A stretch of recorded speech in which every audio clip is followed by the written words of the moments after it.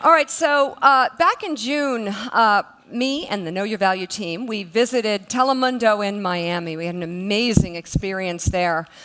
We were there to talk about the latest in our Know Your Value book series. We came out with Earn It for younger women. We have Know Your Value re-released just recently, updated, my story. And then, of course, Comeback Careers, which is coming out in January for women over 50, making that comeback or relaunching completely. But at Telemundo, we met some unstoppable women, enthusiastic, relentless women, driven to lift up all women. We saw such synergy. These women were so aligned, and men, by the way, at Telemundo, so aligned with Know Your Value that we decided right then and there to join forces. And the result?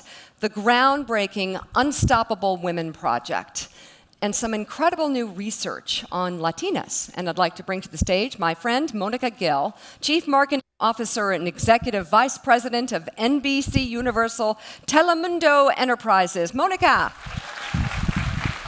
Hi. I'll put you right here. How are you doing? Good to see you. Great to see you. You look great. Jump in.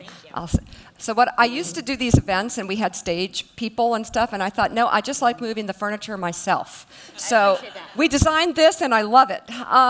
Okay, first of all, let's talk about Unstoppable Women and how the report came out, how it all came together. Sure, thank you. So last year, we decided to launch an Unstoppable Women initiative at Telemundo. We realized that when we had been talking about who our consumer was, a lot of people didn't know anything about us, so they had misperceptions. I like to say that they need to see us as we are and not as past perceptions expected us to be or behave. Stereotypes. It's so much.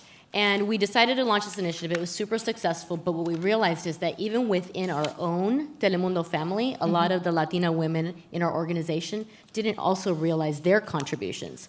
So that's the initial start of Unstoppable Women. And after your visit, we realized that we had so much synergies aligned on the work that we were doing. So we decided to obviously power our efforts with your team and you leading Know Your Values. So it was a perfect platform because we share that vision and we know that truly, in order for you to be unstoppable, you have to know your value. Exactly, and you got to do your research to know your values. So what findings in the research do you think will stand out with most people who read it? So there's about 4 or 5 that I think mainly pop out. I'll go quickly. I think the first one is that Latina women are growing at unprecedented rates. There's 29 million Latina women in the United States. They've grown 7 times more than any other ethnic group. So what does that mean? It means that this is a new workforce, a new labor force that advertisers and companies are going to seek and try to bring into their companies. Second, they're getting more educated. So this idea that Latina women no longer, that don't have a high education, is not necessarily true. 70% of millennial Latinas, the rate of Latinas going to college grew 70% in the last 10 years. So that's really important because, again, the more education they get, the more you're able to negotiate, to find different jobs. And that's a real shift, like Tony was talking about. This is the first year more women in general are graduating from college. Yeah, these are impactful numbers. And the more, for me, I know going to college changed my life. Right. So I think that's really important. And I think just 2 other quick ones that I would point out is we're an economic powerhouse. Latina women are stemming the declines in some of the top categories, CPG categories, but you're also leading the growth. So in growth areas like automobiles, finances, beauty, Latinas are leading that growth trend. So again, we have a big purchasing opportunity. And I think the last one, which all of you can relate to, Latinas are shaping and trendsetting what America now culture is like. Don't look very far, but look at Jennifer Lopez. She's an icon now for fashion, beauty, a success story that no matter who you are, you kind of want to be J-Lo. And you look at Selena Gomez. Selena Gomez, she's like the number 5th most followed person on Instagram. Wow. And she's become an amazing advocate for immigrants, but for women as well. If you all hear her songs, you know what we're talking about. Yeah. And I think the third one is Sofia Vergara. I mean, she made my gosh, definitely. number 2 on the Forbes. She's incredible. Forbes most highest paid women in Hollywood. So Latinas are trendsetters, and we are the new mainstream in many ways. So who is the Latina that emerges in this report? I love Describe this question her. because I love who you meet. I love the Latina that you meet in this report. The Latina that you meet is modern, she's young, she is hardworking, but she's also breaking all the stereotypes. She's a woman that is getting more educated, she now has more job opportunities. She's a woman that lives and breathes in two cultures. She's very traditional, but she also wants to make sure that her kids are successful. She's ambitious. So again, it's breaking the stereotypes in ways that are also non-expected. So for example, you have, if you think about the fields they're going into, of all the congressional members that have ever existed that were Latinas, there's a total of 20. 14 of them are in Congress today. Secondly, in the areas of military, in a moment where we are being questioned so much about our patriotism in this country, it's great to see that Latinas make up 20% of all females in the armed forces and 30% in the Marines. And the woman you describe reminds me of Daniela Pierre Bravo. It is Daniela, and we love her. And yeah. she's a dreamer, on top of it. So her situation right now is very much in the news, and yet these women are as hardworking and scrappy and successful as they come. And she's exactly who the Latina of today is. Yeah, absolutely.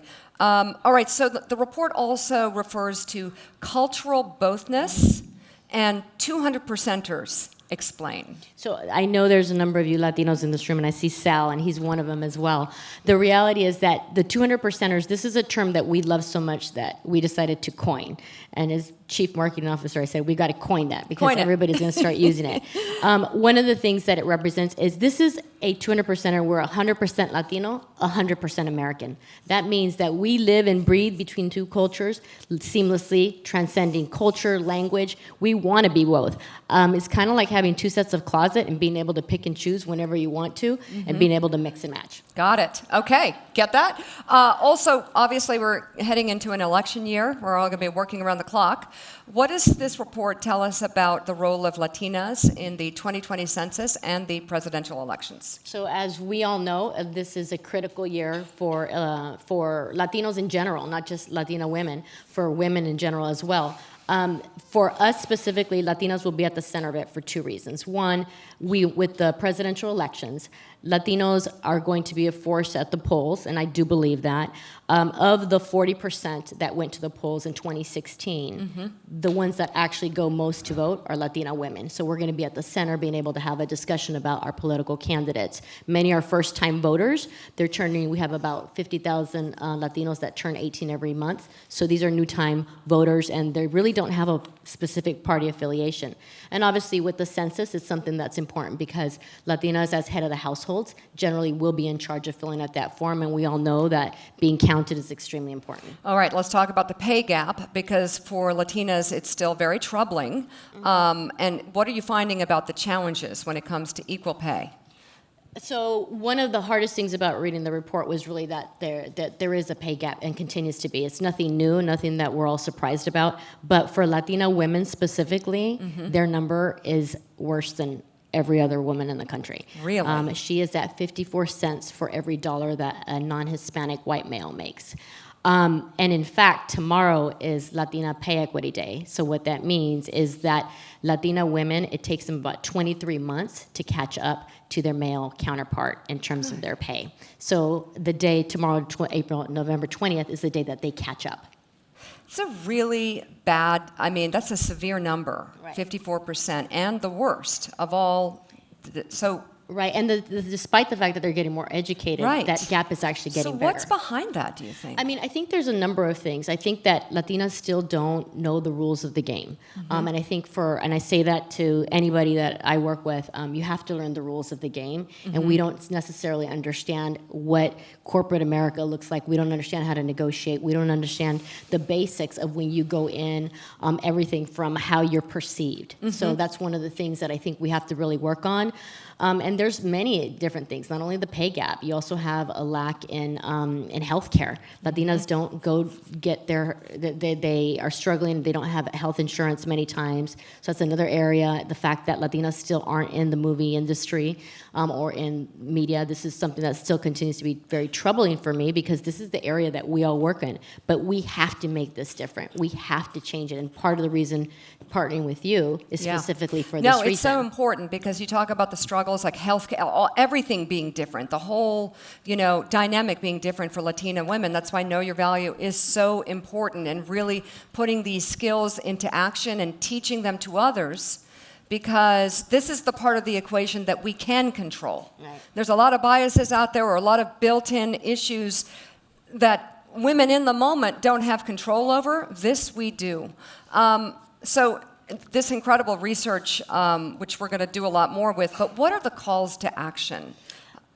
So thank you for asking that. I think there's two, and when you need to separate them differently. One for companies, right? Mm-hmm. So I think for companies, the big call to action is, this is your future labor force. If you want to grow your business, you're going to grow your business with Latinas and women in general, to be honest. Latina women are going to be the ones that that you want to attract and that you want to retain, because they will be growing your business. You saw the financial, economic impact of them. The second thing I think for Latinas and women in this room is, know this: there's no one more powerful right now than the Latina woman, the Latina consumer, the Latina entrepreneur, or women in general. Because the reality is that we are the ones that are going to be making the impact, and they're going to want to speak to us. But three things I would say to kind of leave off on that, if I was to give you any advice on that: own it. Own your situation. Own your power. For the first time, we actually are really feeling it. There's no better time to be a Latina woman than now. So own it, but do your homework. And by that, I mean, know how you're perceived.